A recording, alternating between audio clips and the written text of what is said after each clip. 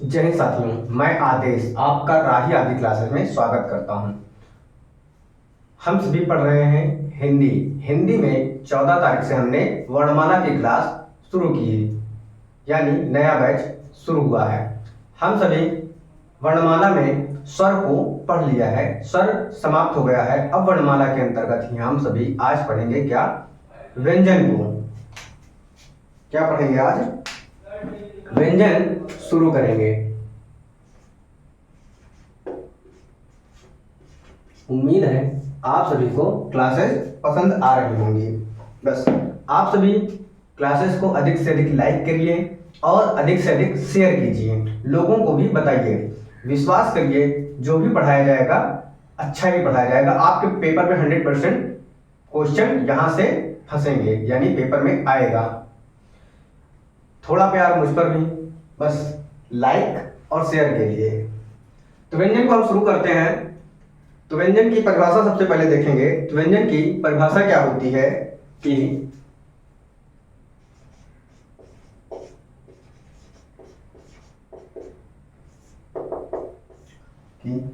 जिन वर्णों का उच्चारण करते समय स्वरों की सहायता ना लेनी पड़े, यानी स्वरों की सहायता के बिना बोला जाए, तो वह वह व्यंजन कहलाता है। क्या कहलाता है? वह व्यंजन कहलाता है। यानी जिन वर्णों का उच्चारण करते समय बिना किसी स्वर की सहायता से बोला जाए तो वह व्यंजन होता है। परिभाषा क्या है कि जिन वर्णों का उच्चारण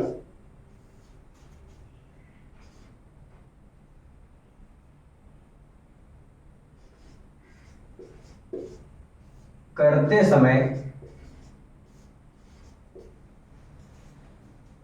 स्वरों की सहायता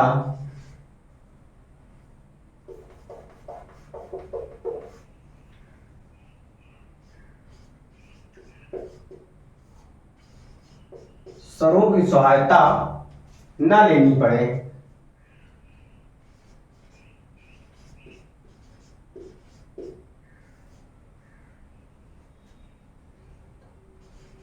पड़े, या जिन वर्णों का उच्चारण करते समय स्वरों की सहायता के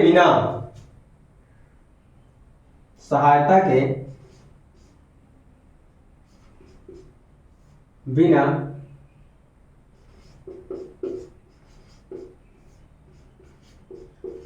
बोला जाए या उच्चारण किया जाए, वह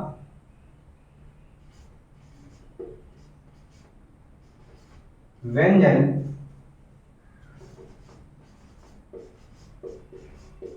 कहलाता है। जैसे जब हम व्यंजन देखते हैं तो का से ज्ञा तक व्यंजन ही होता है, लेकिन हम शुद्ध व्यंजन देखते हैं। कैसे? जब हम का को लिखते हैं तो ऐसे लिखते हैं, लेकिन का बोल रहे हैं, उच्चारण कर रहे हैं तो आ जैसी ध्वनि लास्ट में यानी बाद में सुनाई देती है। जब हम कुछ यानी किसी भी व्यंजन को शुद्ध रूप से लिखते हैं तो उसके नीचे हलंत लगा देते हैं। हलंत लगाने से जो भी स्वर उसमें विद्यमान होता है वह नहीं रह जाता है। अगर हम शुद्ध व्यंजन ऐसे लिखेंगे लेकिन का में आ रहता है, तब इसलिए हम इसको का बोलते हैं। तो ये हमारा क्या है? व्यंजन है। लेकिन शुद्ध व्यंजन क्या हुआ? शुद्ध व्यंजन जब का के नीचे हलंत होगा तब होगा। जब का के नीचे यानी किसी भी वर्ण के नीचे अगर हम हलंत लगा देते हैं तो उसे हम क्या कहते हैं? अधूरा मानते हैं, यानी आधा मानते हैं। आधा का, आधा खा, ये जो भी हो उस चीज को। यानी जब व्यंजन वर्ण का उच्चारण किया जाएगा तो वह बिना किसी स्वर की सहायता से नहीं किया जा सकता, यानी स्वर की सहायता ही लेनी पड़ेगी, तो वो हमारा व्यंजन होता है। आगे क्या है? व्यंजन के हम भेद देखेंगे। क्या देखेंगे? कि व्यंजन के भेद।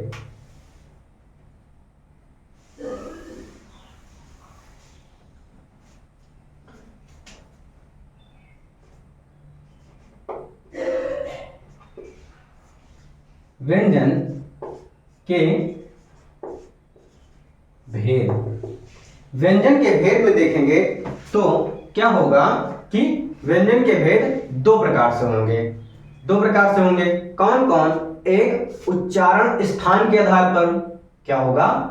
पहला होगा उच्चारण स्थान के आधार पर। उच्चारण के स्थान के आधार के पर जो होगा वो क्या होगा? कंठ होगा, तालु होगा, मूर्धा होगा, ओष्ठ होगा, ये सब आ जाएगा। और दूसरा क्या होगा? प्रयत्न विधि के आधार पर। दूसरा क्या होगा? प्रयत्न विधि के, यानी जब हम किसी वर्ण को उच्चारण करेंगे तो प्रयास करेंगे। जैसे ला हो गया, ला पार्श्विक व्यंजन आता है, लेकिन हम प्रयास करते हैं। जैसे लुंठित व्यंजन रा हो गया, इसको हम प्रयास करते हैं तो वो हमारे गले के माध्यम से ही बोला जाता है। हम क्या क्या करते हैं? व्यंजन के भेद लिख लेंगे।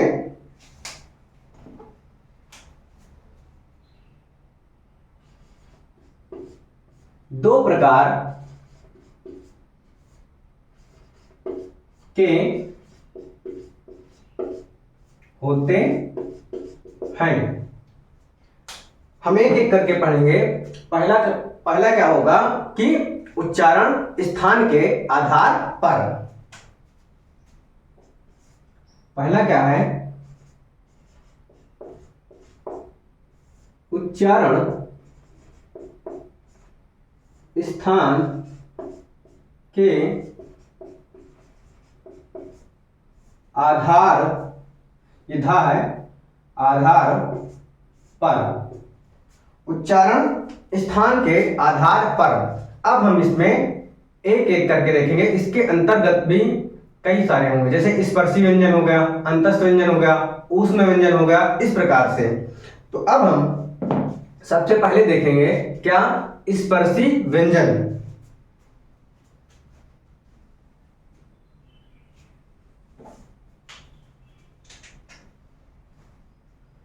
इसके अंतर्गत जो पहला होगा क्या हो जाएगा?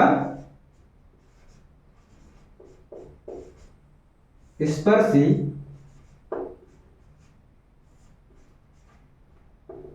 व्यंजन। क्या होगा? स्पर्शी व्यंजन होगा। यहां पर क्या होगा कि स्पर्शी व्यंजन में जब हम किसी का उच्चारण करेंगे तो हमारी जीवा यानी हमारी जीभ जो होगी वह किसी न किसी मुख के अंदर किसी न किसी भाग को टच करेगी, यानी छू कर निकलेगी। चाहे वो मूर्धा को टच करे, चाहे वो तालु को टच करे, चाहे वो ओष्ठ से जब बोलेंगे तो ओष्ठ से होगा। तो इस प्रकार से आएगा। तो स्पर्शी व्यंजन के अंतर्गत हम देखेंगे पहला क्या कि कंठ,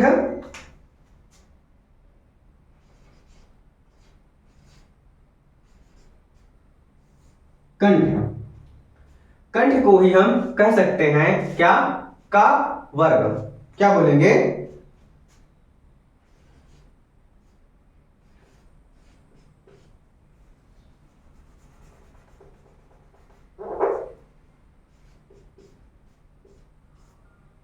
का वर्ग।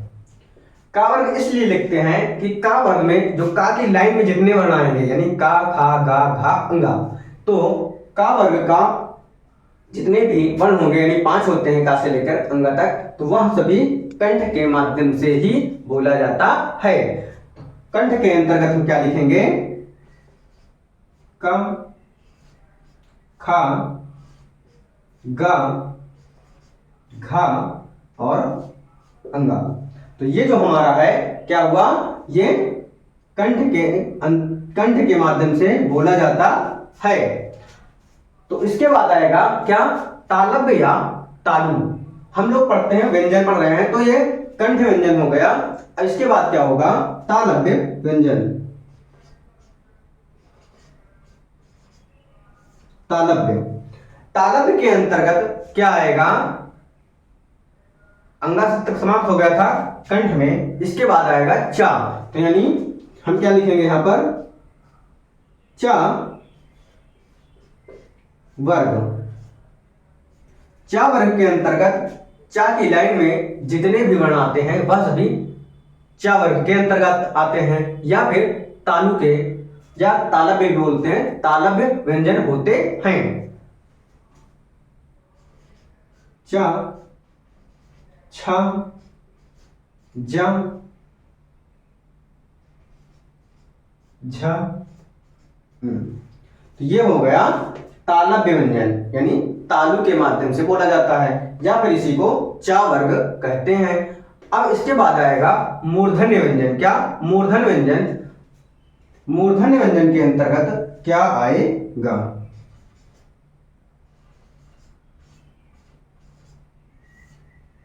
मूर्धन्य व्यंजन। अब हमारा का वर्ग हो गया, फिर चा वर्ग हो गया, इसके बाद क्या आएगा? टा वर्ग आएगा। कौन सा? टा वर्ग।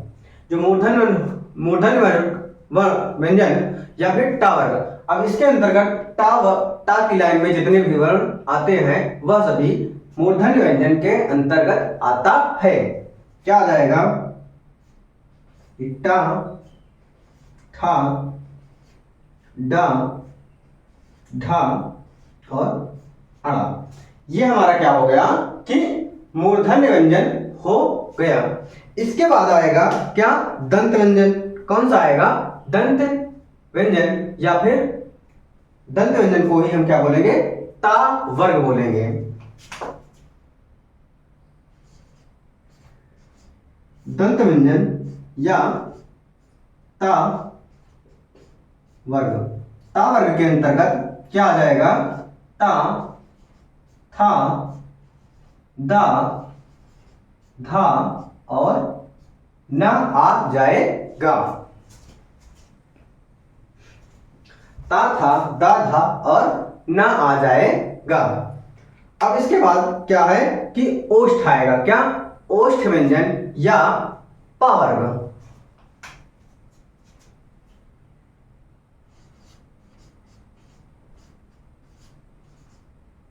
ओष्ठ या फिर पा वर्ग। इसके अंतर्गत आएगा क्या? पा, फा, बा, भा और मा। पा, फा, बा, भा, मा। ये क्या हुआ कि ओष्ठ व्यंजन हो गए या पा वर्ग हो गया। अगर हम सभी ध्यान दें, आप सभी भी, क्या ये क्या है? स्पर्शी व्यंजन के अंतर्गत ये सभी आते हैं। अगर हम देखें का, खा, गा, घा, अंगा, यानी 5 वर्ण हैं एक लाइन में। क्या है? एक लाइन में 5 है। तो लाइनिंग कितनी है? 1 2 3 4 5। क्या हुआ? 5 हुआ। तो अगर हम स्पर्शी व्यंजन के अंतर्गत आप सभी से पूछ ले एक नंबर में एक क्वेश्चन, क्या कि स्पर्शी व्यंजन के अंतर्गत वर्णों की संख्या क्या होती है? स्पर्शी व्यंजन के अंतर्गत वर्णों की संख्या क्या होती है? तो हम सभी देख रहे हैं स्पर्शी व्यंजन वर्णों के अंतर्गत कितनी संख्या है? 25 हो गई। क्यों?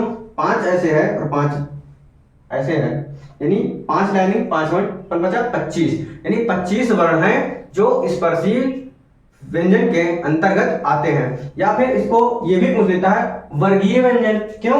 क्योंकि वर्ग में क्या होता है कि चारों भुजाएं बराबर होती हैं। तो यहां पर भी देखिए 5 ऐसे है, 5 इधर, 5 इधर, 5 इधर, तो ये वर्गीय व्यंजन भी बोला जा सकता है। तो आपको ध्यान देना है स्पर्शी व्यंजन कौन कौन से होते हैं, यानी का से लेकर मां तक स्पर्शी व्यंजन के अंतर्गत आते हैं। आपको क्वेश्चन ऐसे भी पूछ सकता है कि कौन सा वर्ण है जो स्पर्शी व्यंजन के अंतर्गत नहीं आता है? तो 3 इसमें से दे देगा, यानी स्पर्शी व्यंजन के अंतर्गत 3 दे देगा। एक अंतस्थ व्यंजन उठा सकता है, द्वितीय व्यंजन उठा सकता है, या ऊष्म व्यंजन उठा सकता है, कुछ भी पूछ लेगा। तो वहां से क्या होगा कि 3 तो यहां से होंगे, एक कहीं और से हो जाएगा, या स्वर भी दे सकता है, कुछ भी दे सकता है। तो ये हमें ध्यान देना है। स्पर्शी व्यंजन के अंतर्गत 25 वर्ण होते हैं। स्पर्शी व्यंजन को ही वर्गीय व्यंजन कहा जाता है। तो यहां तक हो गया। इसके बाद हम अब सभी देखते हैं क्या कि अंतस्थ व्यंजन क्या होता है। क्या देखेंगे? अंतस्थ व्यंजन।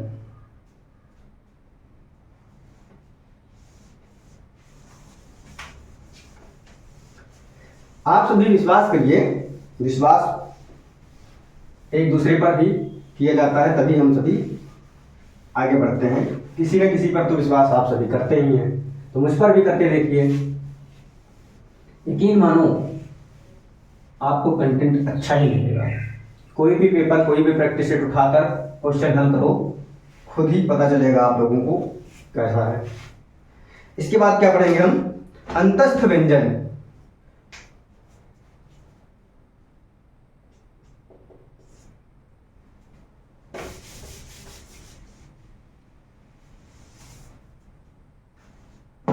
गीला हो जाता है तो चलती नहीं।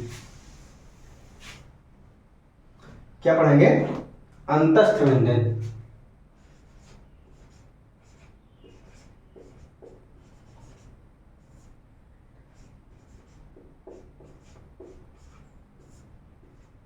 अंतस्थ व्यंजन। अंतस्थ व्यंजन, अंतस्थ व्यंजन के अंतर्गत क्या होते हैं कि 4 वर्ण आते हैं। कौन कौन से, या, रा, ला और वा आता है। जिन वर्णों का परिभाषा अगर देखें तो जिन वर्णों का उच्चारण करते समय हमारी जिह्वा यानी जीभ क्या कि तालु और मूर्धा से स्पष्ट होकर यानी छूकर स्पर्श होकर निकलती है। कहां से, तालु, मूर्धा और ओष्ठ को छूकर जब हम वर्णों का उच्चारण होता है तो वह होता है अंतस्थ व्यंजन। लेकिन हमें क्या होता है कि हम बचपन से लेकर, हिंदी हमारी मातृभाषा है तो हम लोगों को सीखना पड़ता नहीं है, आसानी से हम लोग बोलचाल भाषा होती है तो बोल लेते हैं। तो वही क्या होता है कि हमारे दिनचर्या में बन जाता है कि हम वर्णों को इतना अच्छे तरीके से उच्चारण करते हैं कि हमें पता ही नहीं चलता है कि हम कौन सा वर्ण कहां से बोल रहे हैं। लेकिन फिर भी अगर हम महसूस करना चाहें, कैसे महसूस करना चाहें, तो हमें अधिक बार प्रयास करना पड़ेगा। जब हम अधिक बार प्रयास करेंगे तो यकीन मानिए आपको भी लग जाएगा कि हाँ, यदि स्पर्शी व्यंजन है तो कंठ से निकलता है तो कंठ का, तालु से होता है तालु से, मूर्धा से होता है मूर्धा से, ओठ से होता है ओठ से, दंत से होता है दांत से, यानी हमारी जीवा जो होगी वो वहीं टच होगी जाके, वैसा ही हमारा उच्चारण होगा। तो हम देखते हैं क्या कि अंतस्थ व्यंजन देख रहे थे, तो अंतस्थ व्यंजन के अंतर्गत कौन कौन से वर्ण आते हैं। अंतस्थ व्यंजन के अंतर्गत क्या आएगा, या आएगा, रा आएगा, ला आएगा और वा आएगा। अगर अंतस्थ व्यंजन के अंतर्गत प्रश्न पूछ सकता है आपसे कैसे कि अंतस्थ व्यंजन के अंतर्गत कौन सा वर्ण नहीं आता है। अगर नहीं आता है तो इनमें से 3 देगा, एक नहीं देगा, एक कुछ और दे देगा। या फिर आपको ऐसे अंतस्थ व्यंजन कौन सा है तो 3 कोई और देगा, हो सकता है स्पर्श दे दे, उसमें से दे दे, दुत्त दे दे, ये स्वर दे दे, और एक वर्ण उठा के आपको अंतस्थ का दे देगा। तो यहां से हम क्या कर रहे हैं कि कंटेंट भी पढ़ रहे हैं और थोड़ा सा समझ बना रहे हैं कि क्वेश्चन कैसे पूछेगा या क्वेश्चन कहां से पूछ सकता है। ये हो गया हमारा अंतस्थ व्यंजन। इसके बाद हम पढ़ेंगे ऊष्म व्यंजन। क्या होगा कि ऊष्म व्यंजन, या फिर इसी को हम बोल देते हैं क्या कि संघर्षी व्यंजन। ऊष्म व्यंजन या संघर्षी व्यंजन क्या होता है कि जिन वर्णों का उच्चारण करते समय क्या कि जिन वर्णों का उच्चारण करते समय हमारी प्राणवायु यानी हमारे मुख से जो वायु निकलती है वह रगड़ खा के निकलती है। क्या, वह रगड़ खा के निकलती है और गर्म वायु निकलती है। कैसे, जब रगड़ खाए कोई चीज, जैसे हम हाथ को ऐसे ऐसे करते हैं तो रगड़ खाते हैं तो हमारा हाथ गर्म होता है। अक्सर हम लोग ठंडी में ऐसा करते हैं तो क्या होगी, रगड़ खाकर होगी तो ये क्या होगी कि गर्म वायु हो जाएगी और हमारे मुंह से जब हम इन वर्णों का उच्चारण करने, कौन कौन से, शा, शा, शा और हा, यानी 4 वर्ण इसके अंतर्गत भी आते हैं। तो अगर हम महसूस करना चाहें तो ऐसे हम अपने हाथों को रख लेंगे और उसके बाद उच्चारण करेंगे। जब हम उच्चारण करेंगे तो हमें महसूस होगा कि अधिकतर यानी ज्यादा मात्रा में जब मुंह से हवा निकलेगी तो वह गर्म होगी। कैसी होगी, गर्म होगी। तो हम लोग पढ़ रहे थे ऊष्म व्यंजन या संघर्षी व्यंजन। इन 4 वर्णों को ऊष्म व्यंजन या फिर संघर्षी व्यंजन भी कहा जाता है। अब ये वर्ण कौन कौन से होते हैं वो हम लिख लेते हैं या देख लेते हैं। कौन कौन से आएगा, शा, सा, सा और हा, यानी अंतस्थ व्यंजन के अंतर्गत भी 4 वर्ण आते हैं और ऊष्म व्यंजन के अंतर्गत भी 4 वर्ण आते हैं। 4 आते हैं। तो यहां पे क्या होगा कि अगर क्वेश्चन बनाना चाहे तो एग्जामिनर बना सकता है कि अंतस्थ व्यंजन के अंतर्गत कितने वर्ण आते हैं, 4, 5, 7 3, कुछ भी कर सकता है। तो हमें क्या पता होना चाहिए कि 4 वर्ण आते हैं। उसी तरीके से ऊष्म व्यंजन के अंतर्गत भी 4 वर्ण आते हैं। अब हम देखते हैं अगला क्या देखते हैं कि संयुक्त व्यंजन। कौन सा? संयुक्त व्यंजन।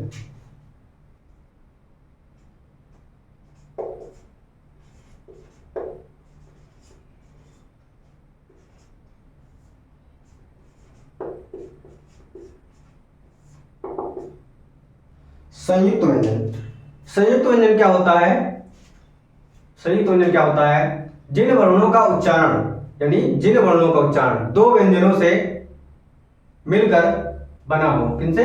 दो व्यंजनों के योग से या मिलकर बना हो, तो वह क्या होता है? संयुक्त व्यंजन होता है। जैसे हम देखते हैं क्या कि इसके अंतर्गत कौन कौन से वर्ण आएंगे। संयुक्त व्यंजन के अंतर्गत एक तो छा हो जाएगा, फिर क्या हो जाएगा? त्रा हो जाएगा, फिर उसके बाद क्या हो जाएगा? ज्ञा हो जाएगा, और उसके बाद क्या होगा? एक स्रा होता है। कौन कौन सा? स्रा होता है। अब हम देखेंगे क्या कि छा, त्रा, ज्ञा और स्रा, ये जो वर्ण है ये किन दो व्यंजन वर्णों के योग से बने होते हैं। हम देखते हैं क्या?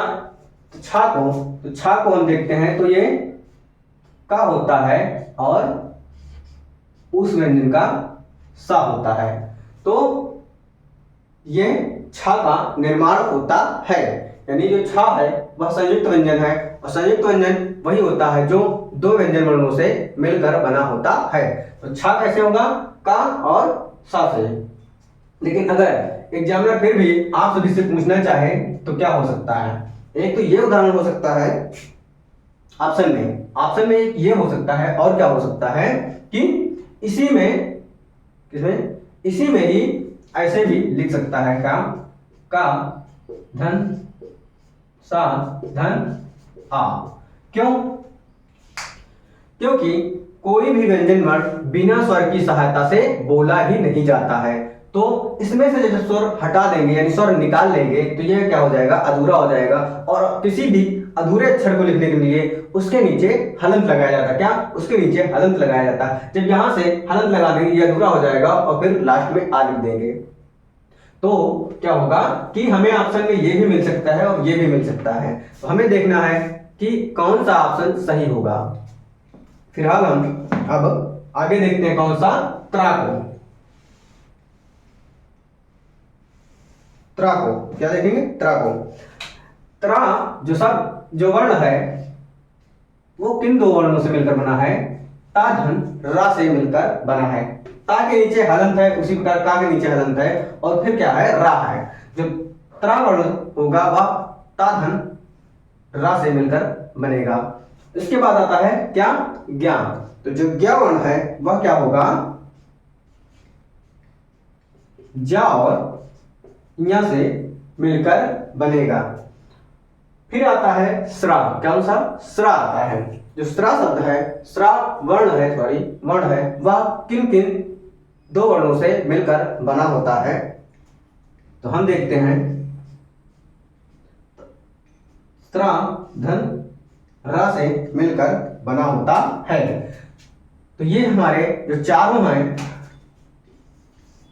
क्या है कि ये सभी संयुक्त व्यंजन होते हैं। क्या होते हैं? ये सभी संयुक्त व्यंजन होते हैं। तो आज की क्लास को हम देख लेते हैं। टाइम हो गया है, लगभग 25 मिनट की क्लास हो चुकी है। क्लास को बड़ी ना करते हुए हम कल की क्लास करेंगे। कल की क्लास में हम क्या होगा कि जो भी अभी जैसे अल्पवायु, अल्पप्राण, घोष और आघोष, महाप्राण, ये सब बचा हुआ है व्यंजन में। तो कल हम क्या करेंगे? व्यंजन आगे की क्लास में हम कल रखेंगे, और कल हमारा व्यंजन समाप्त हो जाएगा। तो हमारा जो वर्णमाला चैप्टर है वह हमारा समाप्त हो जाएगा। उम्मीद है आपको हमारी द्वारा कराई जा रही क्लासेस पसंद आई होंगी। बस आपका सहयोग चाहिए, क्योंकि आप सभी के सहयोग से ही हम थोड़ा ऊपर जा सकते हैं, ऊंचाइयों तक। क्योंकि जब आप सहयोग करोगे तो कुछ हमें भी होगा। और हमारा उद्देश्य क्या है आप सभी को जितना भी मुझसे हो पाए अधिकतर 100% प्रयास करूं कि आप सभी को पेपर यहीं से फंस जाए, यानी आपका लाभ हो पेपर में।